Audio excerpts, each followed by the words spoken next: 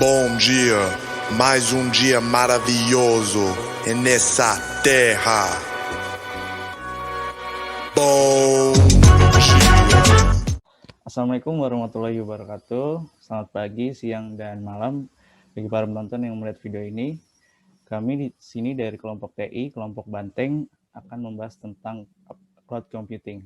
Sebelumnya, perkenalkan nama saya Muhammad Fandi Ilham yang akan membahas tentang apa itu yang dimaksud dengan cloud computing. Saya Tito Imran akan menjelaskan tentang sejarah, keuntungan, dan karakteristik dari cloud computing. Saya Nova Hamam Effendi akan membahas kapan dan di mana kita bisa memakai dan memanfaatkan cloud computing. Dan terakhir, saya Muhammad Arya Hibatullah akan menjelaskan tentang operasi dari cloud computing itu sendiri.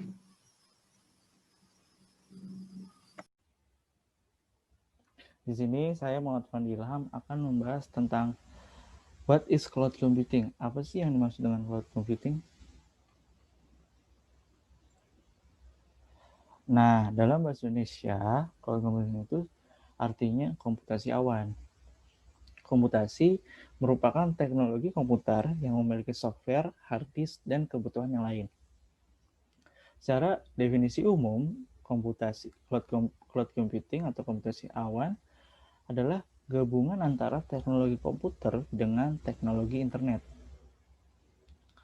Dan teknologi sistem cloud computing ini adalah memungkinkan pengguna melakukan kegiatan komputasi, yaitu menyimpan dan mengakses data serta program di dalam internet. Maka dari itu, sistem cloud computing ini menjadikan teknologi internet sebagai server utama dalam mengolah data. Dan juga para pengguna cloud computing ini dapat menggunakan aplikasi tersebut tanpa harus menginstal terlebih dahulu. Karena di sistem cloud computing ini dapat dilakukan hanya dengan bermodal internet. Itu adalah secara definisi secara umum apa sih yang dimaksud dengan cloud computing. Nah, selebihnya akan dilanjutkan oleh rekan saya, yaitu Tito Imran.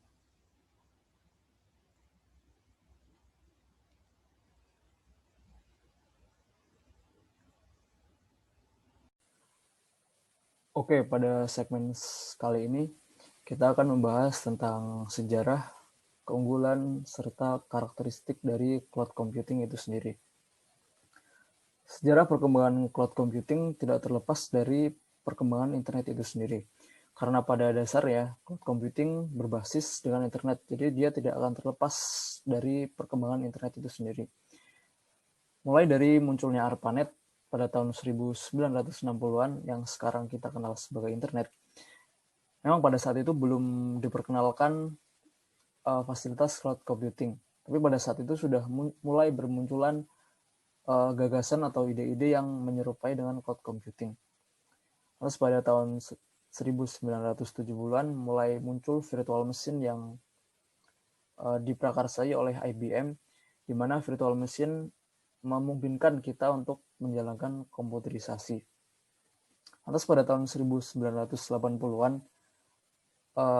cloud computing ini diprakarsai oleh konsep Web 2.0, di mana para pengguna bisa dapat saling berinteraksi satu dengan yang lainnya. Ya, karena bandwidth pada saat itu memungkinkan para pengguna untuk saling berkomunikasi. Lantas pada tahun 2002, Amazon mengeluarkan fitur yang namanya Amazon Web Service, di mana salah satu layanannya yaitu dengan layanan cloud computing. Lantas disempurnakan 4 tahun kemudian oleh Amazon, betul-betul menjadi layanan cloud computing, yaitu dengan sistem persewaan cloud computing kepada perusahaan maupun individu. Pada tahun 2006 juga Google mengeluarkan Google Apps-nya, yang dimana Google Apps ini berbasis platformnya SaaS yang bisa dinikmati oleh para usernya. Salah satu aplikasi yang dikeluarkan oleh Google pada saat itu yaitu antara lain Gmail, Google Docs, Google Drive, dan sebagainya, yang saya yakin teman-teman sudah pernah menggunakannya. Lantas tahun-tahun selanjutnya diikuti oleh Microsoft, IBM, dan berbagai macam raksasa teknologi yang mulai berkecimpung dalam dunia cloud computing sampai saat ini. Lantas cloud computing di masa depan akan seperti apa? Tidak menutup kemungkinan bahwa cloud computing di masa depan dapat sepenuhnya mengganti peran PC atau laptop yang kita kenal seperti sekarang ini. Karena pada konsep dasarnya, cloud computing ditujukan untuk menggantikan keberadaan PC. Oke, next kita akan membahas tentang keunggulan cloud computing. Yang pertama, mudah diakses dan fleksibel. Jelas karena cloud computing berbasis internet, asalkan gawai yang kita pergunakan mempunyai akses internet, maka mudah saja buat kita untuk mengakses cloud computing itu sendiri. Akan tetapi menjadi masalah ketika kita tidak mempunyai akses internet, tentunya kita tidak bisa mengakses cloud computing. Yang kedua, murah dan hemat. Murah karena cloud computing tidak membutuhkan storage dalam bentuk fisik. Contohnya hard disk, SSD maupun flash disk. Hemat karena yaitu implikasi dari murah itu sendiri, karena kita tidak lagi membutuhkan sesuatu yang sifatnya fisik, maka kita bisa menghemat pengeluaran kita. Yang ketiga, skala penyimpanan mudah diatur. Jelas karena kita mempunyai akun cloud computing kita sendiri, maka kita bebas menentukan skala penyimpanan kita mau seberapa, mau sebanyak apa kita menyimpan dalam cloud computing. Dan yang terakhir adalah aman. Jadi kita akan membahas tentang karakteristik cloud computing.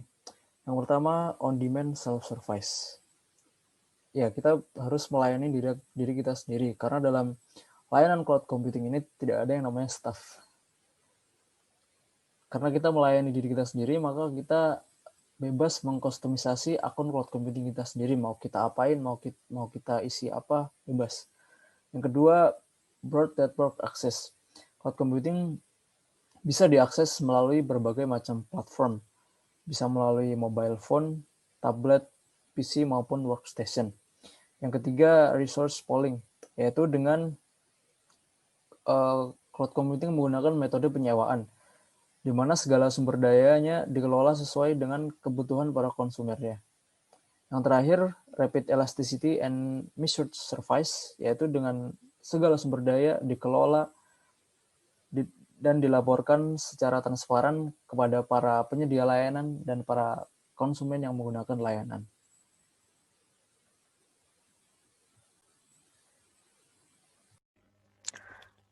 Selanjutnya saya akan membahas mengenai kapan dan di mana cloud computing dapat digunakan. Cloud computing yang akan saya bahas pertama adalah Google Drive. Nah, kita bisa menggunakan Google Drive pada saat kita ingin menyimpan data secara online. Menyimpan data secara online tentunya memiliki beberapa kelebihan dibandingkan ketika kita menyimpan data secara konvensional. Kelebihannya adalah, yang pertama, menyimpan data secara online dapat mengakses file kapanpun dan dimanapun dengan menggunakan berbagai macam perangkat, baik itu smartphone, laptop, maupun komputer desk. Yang kedua, kelebihannya adalah menyimpan data secara online jauh lebih aman dibandingkan menyimpan data secara konvensional. Hal tersebut bisa dicontohkan pada saat flash disk kita mengalami kerusakan, namun jika kita menyimpan data secara online, data tersebut akan tetap aman. Yang kedua, dengan menggunakan Google Drive dapat memudahkan bagi kita untuk berbagi file kepada teman yang juga menggunakan Google Drive. Selanjutnya, kita dapat mengedit file baik dalam bentuk Microsoft Word, Microsoft Excel, maupun Microsoft PowerPoint, di mana hasil editan tersebut akan langsung tersimpan di dalam Google Drive. Selanjutnya, saya akan membahas mengenai Google Dokumen, Google Spreadsheet, dan juga Google Slide. Google Dokumen, Google Spreadsheet, dan juga Google Slide memiliki beberapa kesamaan. kesamaan guna dengan Microsoft Word, Microsoft Excel, dan juga Microsoft PowerPoint. Namun Google Dokumen, Google Spreadsheet, dan juga Google Slide memiliki beberapa kelebihan. Di antaranya yang pertama adalah dengan menggunakan Google Docs, Google Spreadsheet, dan juga Google Slide, kita dapat menyimpan data secara online. Kita dapat mengakses file kapanpun dan dimanapun dengan menggunakan berbagai macam perangkat. Yang kedua, dengan menggunakan Google Docs, Google Spreadsheet, dan juga Google Slide, kita dapat mengedit file secara online dengan pengguna lain dalam waktu yang bersamaan. Selanjutnya, jika kita sering lupa dalam menge-save file jika menggunakan Microsoft Word, Microsoft Excel maupun Microsoft PowerPoint, kita lebih baik menggunakan Google Dokumen, Google Spreadsheet, dan juga Google Slide. Karena dengan menggunakan Google Dokumen, Google Spreadsheet, dan juga Google Slide, pekerjaan yang kita kerjakan akan otomatis tersimpan.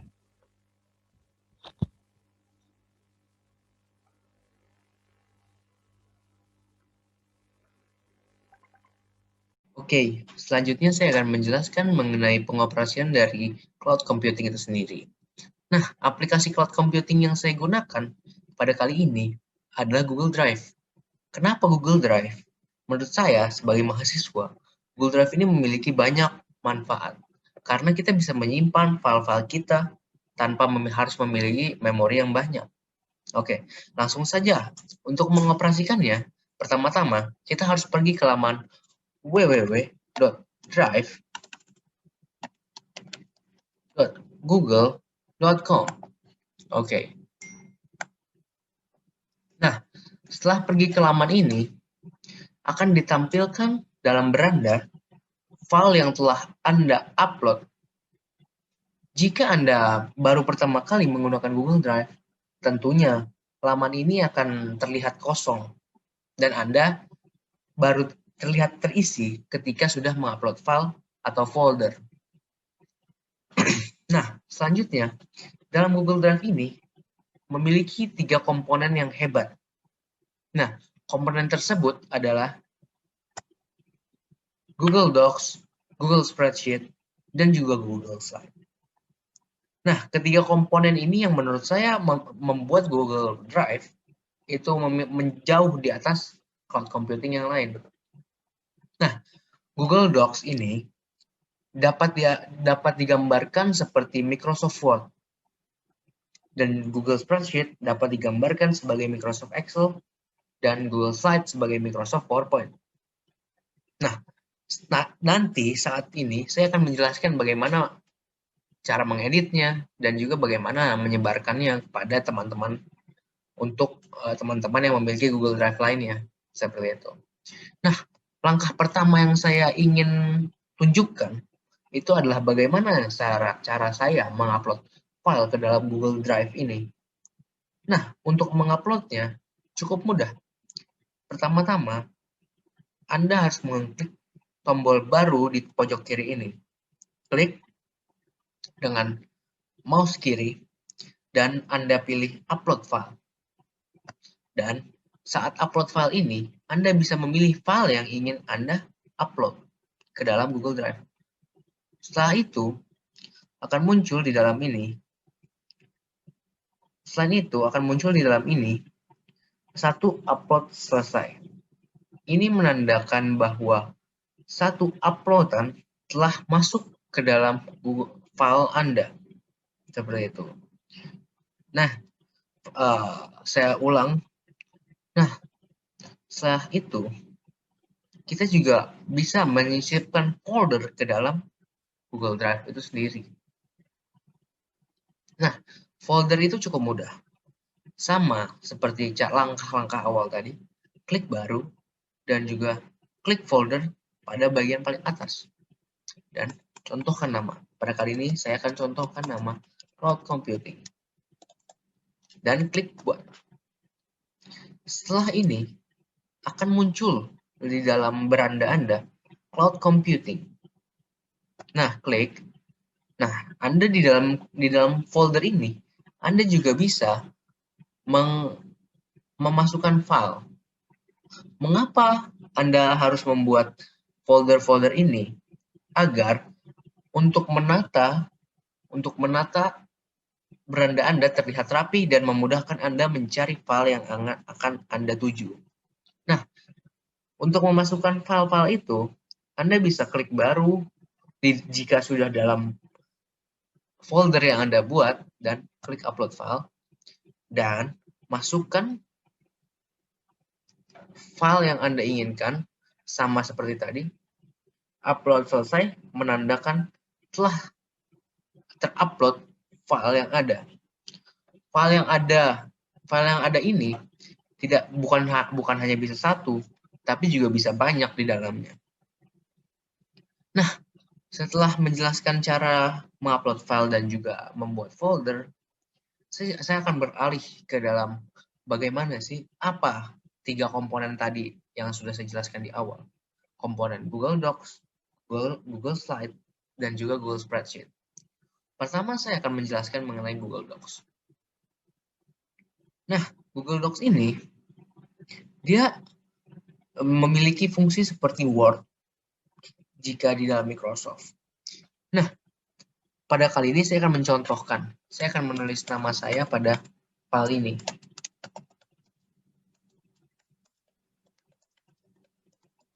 Nah, nama saya sudah tertulis di dalam sini, dan juga di sini ada tanda disimpan ke dalam drive, di dalam tanda status dokumen. Ini kehebatannya dari Google Drive ini.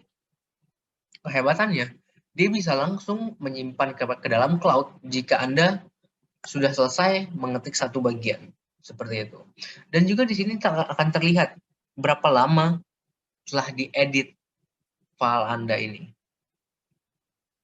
Oke, seperti itu.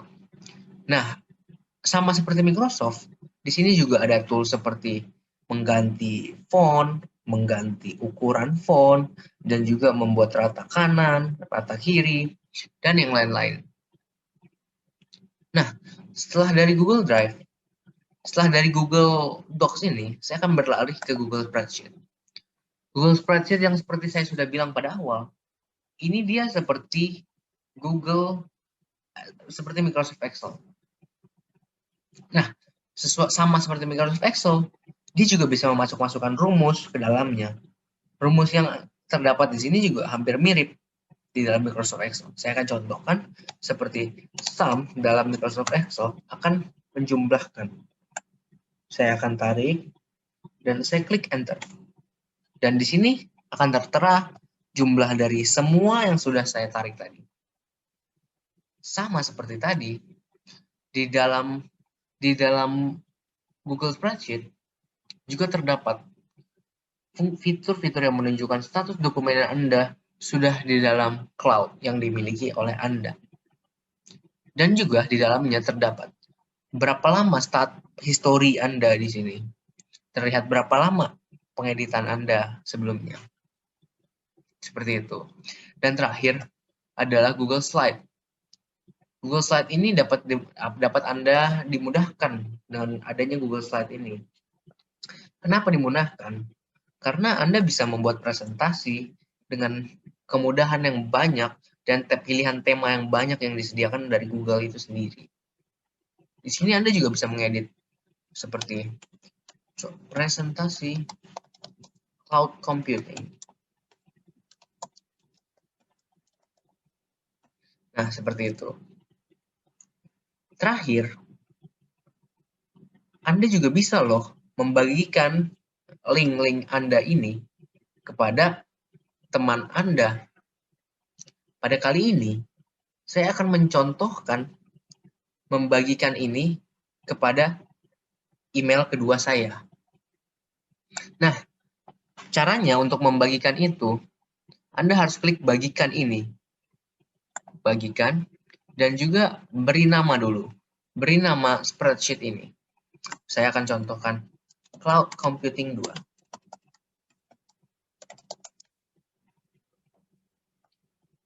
Simpan, dan akan muncul seperti ini. Nah, di sini sudah tertera akun pertama saya sudah sebagai pemilik. Nah, cara menambahkan orang yang bisa mengedit itu adalah tulis tambahkan orang dan grup. Contoh email saya yang kedua, itu ini, Muhammad.Arya03. Saya juga bisa sampaikan dia. Dia bisa menjadi editor, atau pemberi komen, atau hanya melihat saja. Nah, saya akan coba kirimkan kepada akun saya yang kedua. Saya akan klik kirim. Nah, setelah itu, saya akan membuka di laman drive saya dengan menggunakan email yang kedua saya. Saya akan klik dibagikan kepada saya pada sebelah kiri, dan akan muncul Cloud Computing 2 pada bagian dibagikan pada saya. Seperti itu. Nah, jika dibagikan satu persatu gini, akan lama bukan untuk mengirim banyak file. Nah, untuk mengatasi itu, kita juga bisa loh membagikan file yang Anda miliki ini, folder yang Anda miliki ini, kepada orang lain. Dan orang lain juga bisa mengeditnya, atau sebagai pelihat saja, atau hanya sebagai pemberi komentar. Nah, caranya cukup mudah. Kembali lagi ke cloud computing yang ke nama file yang Anda telah buat pada awal, dan Anda klik kanan mouse pada bagian nama folder yang telah Anda buat. Klik kanan dan klik bagikan. Di sini saya akan bagikan lagi kepada akun saya yang kedua. Nah, sudah ada tulisan orang ditambahkan di sini. Nah, itu mengartikan jika saya membuka akun saya yang kedua, saya akan contohkan. Langsung muncul kepada saya folder yang telah saya kirimkan tadi. Ingat, di dalam folder ini tidak hanya bisa satu file, tapi juga bisa banyak, melebihi 10. Atau jika penyimpanan Anda masih ada, Anda masih bisa memakainya sampai semua file Anda terkirim. Itulah kelebihan-kelebihan dari Google Drive ini. Nah, sekian penyampaian pengoperasian Google Drive dari saya. Sekalian penutupan. Wassalamualaikum warahmatullahi wabarakatuh.